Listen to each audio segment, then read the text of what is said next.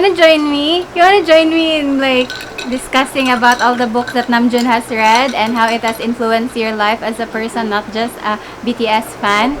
Hey everyone, it's Krisha from Third World Book Nerd. Welcome to the channel. If you're new here, this is where we talk about books, reading, and the nerd life in the Philippines. So thanks so much for hanging out with us.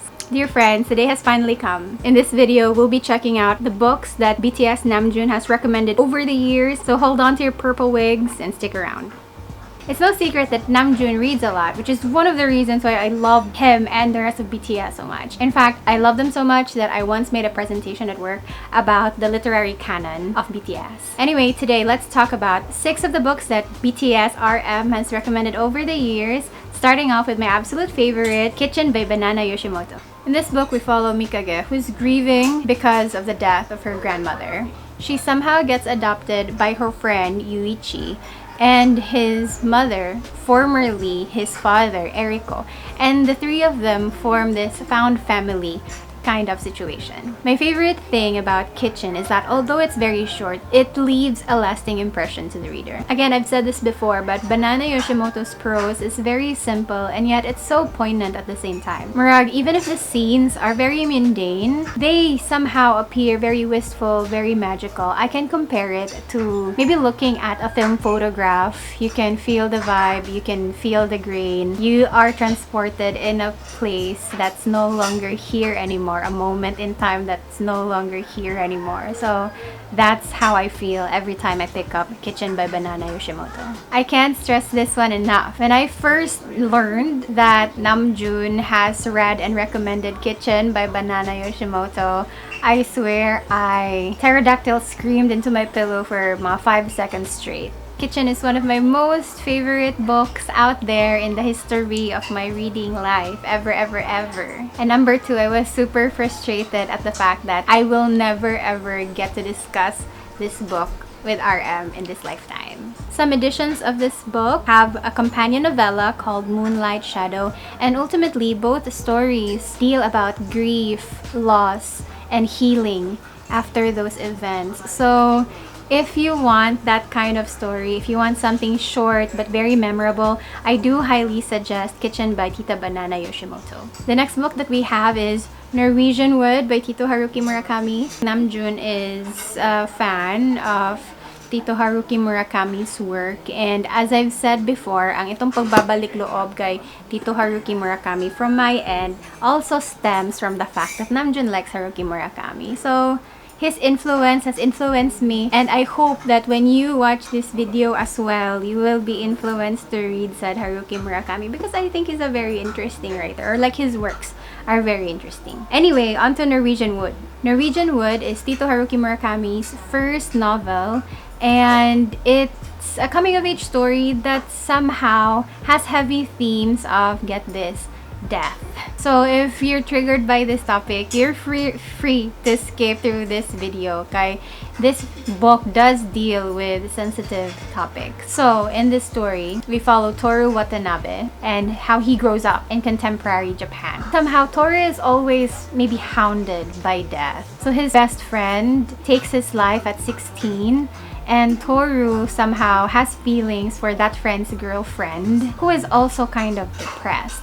So there's crazy parallels here. On one hand, we see Toru squandering his life away, squandering his youth on questionable company, booze, and women.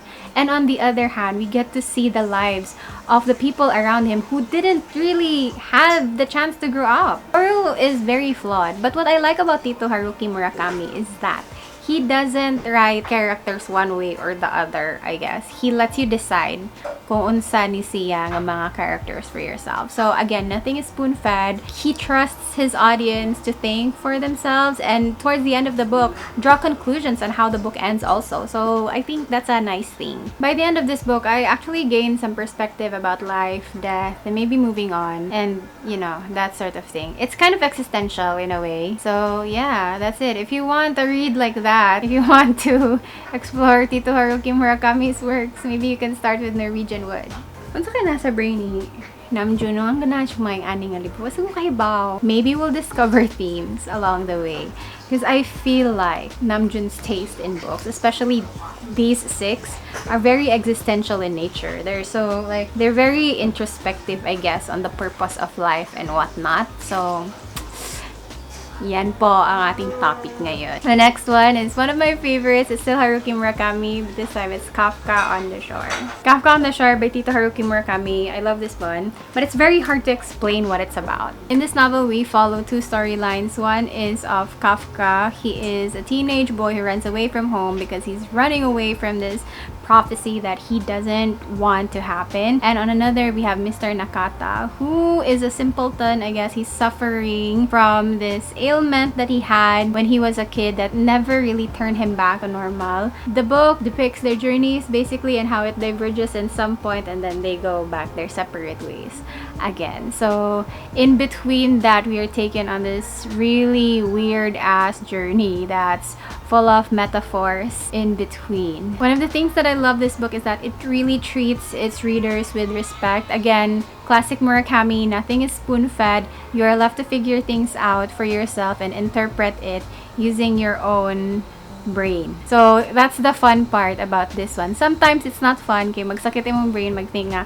what are you telling me, Tito? The second thing that I love about this book is that Tito Haruki Murakami's writing style is so very immersive. It's like a watercolor painting in its details. To say that both main characters aren't the same by the end of this book is actually an understatement. So both Kafka and Mr. Nakata discover things about themselves and of the world, and they're never the same really at the end of the book. If the annotations are any indication that I like this book, yeah, it's heavily annotated. It's my first time annotating a book as well. So if you want to read this type of book, please go ahead and enjoy. You'll love it. I hope you do. The fourth one that we have is Me Before You by Tita Jojo Moyes. So as you know, Me Before You is the story of Lou. Ito si Khaleesi and ito si Finnick Odair who come together. The thing is, Finnick is a quadriplegic man who has suicidal tendencies, and Lou is a literal ball of sunshine. So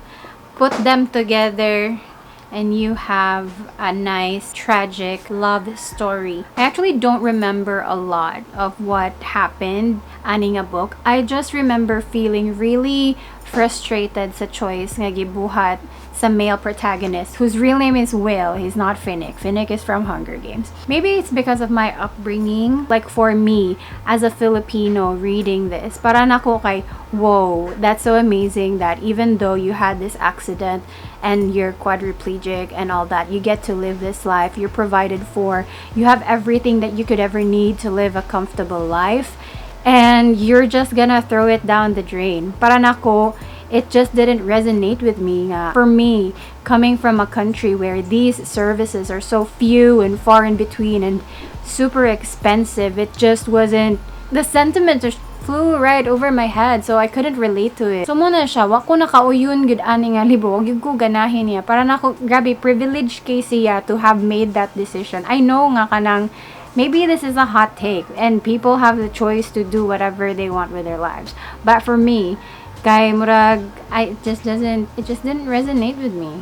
But yeah, so that's my take on Me Before You. If you love this book, please let me know in the comments below. Let me know why you love it. If you have a different opinion than mine, please share it below. Let's discuss. I want to know what you think about it. So that's Me Before You by Jojo Moyes. Our fifth book is maybe something that you're so sick of listening to now all the time. This is Please Look After Mom by Kyun Suk Shin. I'm not gonna talk a lot about this book because I've previously discussed it in my mid-year roundup video, so if you haven't watched that, please do. But yeah, I picked up this book precisely because it was recommended by Namjoon some time ago and gave me a lot of feelings, made me cry. It's a good book. If you want a good cry, if you want to learn about the lives of moms in contemporary Korea, if you want to see how the cultural landscape changes over the years, this book might be for you. So yun, let's Please Look After Mom. And for the last one, it's actually not a book. It's a short story by Ursula K. Le Guin, The Ones Who Walk Away from Amila. If you're a BTS fan whose gateway drug was Spring Day, you would see this sign sa katong video. So, The Ones Who Walk Away from Amilas is a short story by Tita Lola Ursula. And it's about this fictional town of Umilas, where everything is perfect, everything is thriving. It's a utopian town, basically. But under this layer of happiness and prosperity, Umilas has an underlying secret po, opo. Its happiness relies on the suffering of this single child. So, kaning a child, he doesn't see the light of day. He's kept in a cell that's dark, and he's treated very inhumanely. He's suffering. Pero kung mo to ipagawas to nga person, nga child, ma-end ang tanan happiness sa Umilas. So the ones who are aware the suffering ani ni child, they're the ones who actually walk away from Umilas. Okay? They cannot take existing in this society. Nga everyone's pretending to be fine, pero other people are suffering for it. And they're the ones who walk away from Umilas into the mist, never to come back to this fictional town. So muna siya ang plot sa whole short story ni Lola Ursula. How is this incorporated into BTS's Spring Day?